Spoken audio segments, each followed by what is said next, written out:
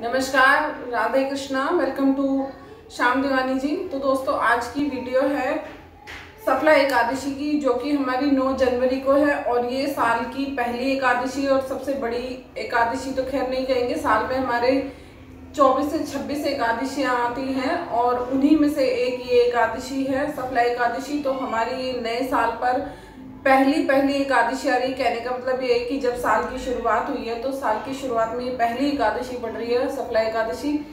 तो दोस्तों, इसका जो शुभ मुहूर्त है, जो पूजा का शुभ मुहूर्त है, वो है एक दिन पहले से स्टार्ट हो जाएगा। रात को 9:30 बजे शुक्रवार के दिन 8 जनवरी से स्टार्ट होकर के और 7:15 तक ये हमारी एकादशी रहेगी 9 जनवरी को। और दोस्तों, जो इसका पारण का मुहूर्त है वो है 10 जनवरी को। 10 जनवरी को सुबह 7 बजे से लेकर पारण मुहूर्त शुरू हो जाएगा। तो 9:30 बजे तक पारण का मुहूर्त है। इस 7:15 बजे से लेकर 9:30 बजे तक आप जिसको भी अपने व्रत का पारण करना हो तो वो पारण कर लीजिए। और दोस्तों, इसकी व्रत की विधि क्या है? बहुत सिंपल है, कोई बहुत मुश्किल नहीं है। आपको सुबह उठना है, सुबह उठकर नहा धोकर और कोशिश करें कि आप अपने नहाने के पानी में गंगा जल डाल लें और गंगा जल डालकर उस पानी से नहाएं और गंगा जल से ही स्नान करें। क्योंकि इस दिन कहते हैं कि आपके आसपास, वैसे अब तो शहरों में तो ये चीज़ होनी मुश्किल है, लेकिन गांव में अभी भी हैं, तालाब होते हैं और जो नदियाँ, कईयों के घरों के पास नदियाँ भी हो जाती हैं। तो फ्रेंड्स, आप लोग अगर जिनके घरों के पास नदियाँ तालाब है तो वहाँ स्नान करें तो बहुत अच्छी बात है, लेकिन शहरों में ये चीज़ बहुत मुश्किल है। तो ऐसा तो नहीं है कि भाई शहर वाले स्नान नहीं करेंगे, तो फिर आप ऐसे कीजिए, आप अपने नहाने के पानी में गंगा जल डाल लीजिए और उससे स्नान कीजिए। और फ्रेंड्स, स्नान करने के बाद आप एक चौकी लीजिए। अगर आपको चौकी लगानी है तो मैं बता रही हूँ, और अगर आप चौकी नहीं लगाना चाहते, अपने मंदिर में ही पूजा करना चाहते हैं, तो आप एक चौकी लीजिए, इस पे कपड़ा बिछाइए और उस पे विष्णु जी की प्रतिमा रखें। एक चीज़ और बताऊंगी, जिसके पास विष्णु जी की प्रतिमा नहीं हो तो कोई दिक्कत नहीं है, आप कान्हा जी को भी बिठा सकते हैं, क्योंकि कान्हा जी हमारे विष्णु जी का ही प्रतीक है। आप उनकी भी पूजा कर सकते हैं। तो फ्रेंड्स, आप चौकी पे बिठाइए, विराजमान करिए और विष्णु जी को, और उनको गंगा जल से स्नान कराइए। अगर आपके पास मूर्ति है तो मूर्ति को पूरा स्नान कराइए। फोटो है, तस्वीर है, तो आप फूल लेकर और गंगा जल में ऐसे करके छींटे मार दें। फिर आप उनको वस्त्र अर्पित कीजिए। आप उनको पीले रंग का कपड़ा पहनाएं, पीले रंग के फूल अर्पित करें और पीले रंग की, मतलब कहते हैं ना कि पीला पटका विष्णु जी का होता है, तो वही उनको अर्पित करें। और फिर उसके बाद आप उनको पीला फल, पीली मिठाई, अगर पीला फल, पीली मिठाई संभव नहीं है तो कोई दिक्कत नहीं है, आपके पास जो है आप वो चढ़ा सकते हैं। अगर है तो बहुत अच्छी बात है, तो आप उनको वही चढ़ाएं। और उसके बाद आप धूप, दीप, नैवेद्य और पूजा की आरती वारती सब कुछ करके उनकी अच्छे से पूजा करें, जैसे आप करते हैं। ये बिल्कुल सिंपल तरीका है पूजा का, कोई इसमें मतलब बहुत मुश्किल नहीं है। ऐसी हम नॉर्मल पूजा तो डेली रूटीन में भी कर लेते हैं, तो आपको ऐसे पूजा करनी है। अगर आप कलश लगाना चाहते हैं तो कलश भी कीजिए। कलश के लिए आपको क्या करना होगा, आप एक कलश बना लीजिए। ज़रूरी नहीं है मिट्टी का लेना, तो आप एक लोटा भी ले सकते हैं, आपके घर में हो तांबे का लोटा भी ले सकते हैं। आप उसमें पानी भरें और उसमें गंगा जल डालें, उसमें कुछ खुले पैसे डालें, लौंग इलायची डालें और उसके बाद उस पर नारियल रखें। अगर पान के पत्ते मिल जाते हैं तो पान के पत्ते, या अशोक के पत्ते मिल जाते हैं तो अशोक के पत्ते लगा लीजिए। और नारियल पर आप चुन्नी और कलावा बांध के साथिया बनाकर आप उस पर कलश बनाकर वहाँ विष्णु जी के साथ में स्थान दीजिए कलश को भी, और कलश की भी ऐसी विधि विधान से पूजा कीजिए। तो दोस्तों, ये तो था कि शुभ मुहूर्त क्या है और पूजा की विधि, वो मैंने आपको समझाई। मैं आशा करती हूँ आपको समझ में भी आई होगी। अब मैं आपको एक चीज़ और बताऊं कि एकादशी में चावल क्यों नहीं खाते। तो देखिए, हमारे जो पुराण हैं पिछले, उनमें भी ये चीज़ लिखी है और हमारे घर के भी बड़े बूढ़े ये चीज़ हमें बताते हैं कि एकादशी वाले दिन चावल खाने से हम जब जन्म लेते हैं, अगला जन्म जब लेते हैं, तो कीड़े मकोड़े, रेंगने वाली चीज़ें बनते हैं। तो फ्रेंड्स, अब इस जन्म में रह के तो कोई भी ये नहीं सोचेगा कि भाई हमें ऐसा जन्म मिले अगला, तो सभी कोशिश करते हैं कि भाई हमें भी अच्छा जन्म मिले। तो इसीलिए इस एकादशी वाले दिन चावल नहीं खाए जाते। और जो द्वादशी होती है, द्वादशी वाले दिन इस चीज से मुक्ति भी मिल जाती है चावल खाने से।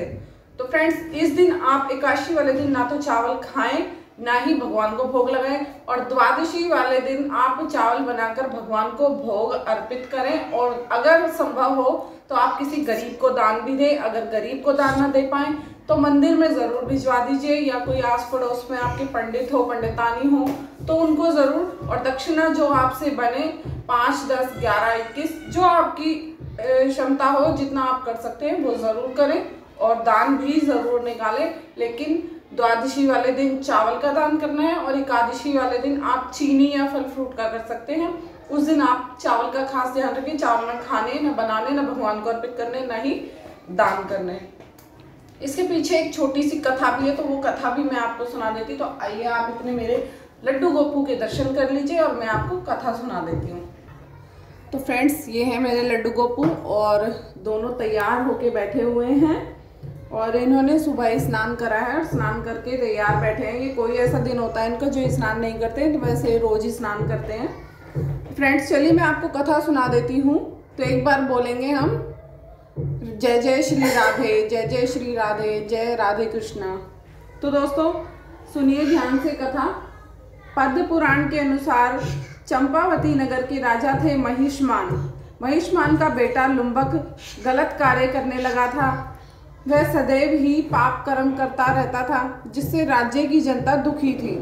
लुम्बक के कार्यों से परेशान होकर महिष्मान ने उसे अपने राज्य की सीमा से बाहर निकाल दिया। अब जंगल में रहने के अतिरिक्त लुम्बक के पास कोई रास्ता नहीं बचा, क्योंकि उसके अत्याचारों के कारण कोई और भी उसे अपने नगर में प्रवेश नहीं करने दे रहा था। अब लुम्बक जंगल में रहकर फल फूल खाकर ही अपना जीवन व्यतीत कर रहा था। फिर पौष मास के कृष्ण पक्ष की एकादशी की रात अत्यधिक ठंड के कारण लुम्बक सो न सका। रात भर जागकर वह अपने पाप कर्मों पर पश्चाताप करते हुए भगवान से क्षमा मांगता रहा। इस दौरान उसने अन्न जल का एक दाना भी नहीं लिया। इस तरह अनजाने में ही लुम्बक ने सफला एकादशी का व्रत कर लिया। लुम्बक के मन में उस समय किसी तरह का छल नहीं था, और वह वाकई अपने किए बुरे कार्यों और कर्मों पर दुखी था। व्रत का परिणाम यह हुआ कि श्री हरि की कृपा से लुम्बक के पिता और राजा महिष्मान ने अपने बेटे को वापस लाने के लिए सैनिक भेजे और उसे पुनः अपने राजमहल में आदर के साथ स्थान दिया। लुम्बक में आए परिवर्तन को देखकर उसके पिता ने राजपाट उसे सौंप दिया और खुद तपस्या करने लगा।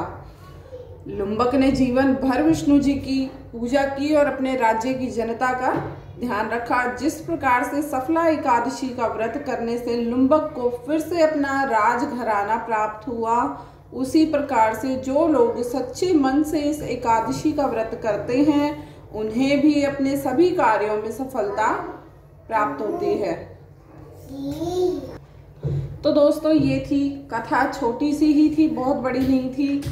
और दोस्तों ये जो एकादशी है वो पोष एकादशी, इसे पोष एकादशी भी कहा जाता है। और मान्यता तो ऐसी भी है कि इस दिन भगवान विष्णु और उनकी सभी अवतारों की पूजा करने से विशेष फल और अनंत फल प्राप्त होता है।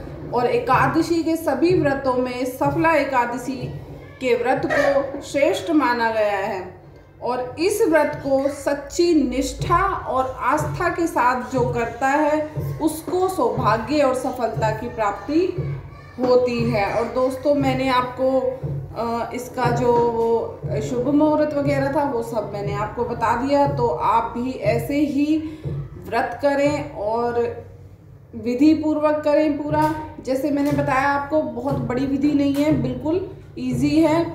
तो इस शुभ अवसर पर आप भी विष्णु जी के साथ कृष्ण जी की पूजा भी की जाती है, तो आप वो भी करें। और इस अवसर पर कुछ लोग अपने घर में सत्यनारायण भगवान की कथा भी करवाते हैं, तो अगर आपको भी करवानी है तो आप भी करवा सकते हैं। तो दोस्तों एक चीज़ और बताऊंगी आपको,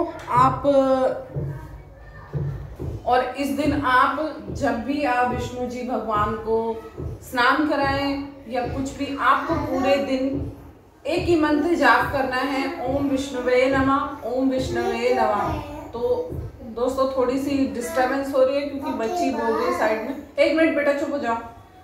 तो फ्रेंड्स ऐसे ही आपको पूजा करनी है और आपको जो व्रत करेंगे उनको ना ही झूठ बोलना है, ना ही किसी से छल कपट करना है, ना ही किसी से उल्टा बोलना है। एकादशी के व्रत थोड़े से कठोर होते हैं लेकिन इतने भी नहीं होते कि हम ना कर सकें उसे। तो फ्रेंड्स जो भी व्रत करें तो प्लीज आप ऐसे ही ध्यान पूर्वक करें। आप किसी को अपशब्द नहीं बोलें, किसी को गाली नहीं दें, किसी को उल्टा नहीं बोलें और किसी से रूडली नहीं बोले। रूडली यानी कि गुस्से में ना बोलें। तो इस चीज का ध्यान रखें। और दोस्तों मैं उम्मीद करती हूँ आपको मेरी वीडियो पसंद आई होगी और अगर वीडियो पसंद आई तो फिर देरी किस बात की, तो जाके जल्दी से सब्सक्राइब कर दीजिए मेरे चैनल को और बेल आइकन को भी टैप कर दीजिए और वीडियो को लाइक शेयर करना नहीं भूलें। प्लीज लाइक शेयर जरूर कर दें और मिलते हैं अपनी नेक्स्ट वीडियो के साथ। मिलती रहेंगी आपको ऐसी ही वीडियोस जिनसे आपको जानकारी मिलती रहे हमारे भगवान के बारे में, हमारे कौन कौन से भगवान हैं, उनकी पूजा पाठ कैसे कैसे करनी है आदि सभी कुछ। तो दोस्तों बाय बाय, नमस्कार, राधे कृष्णा।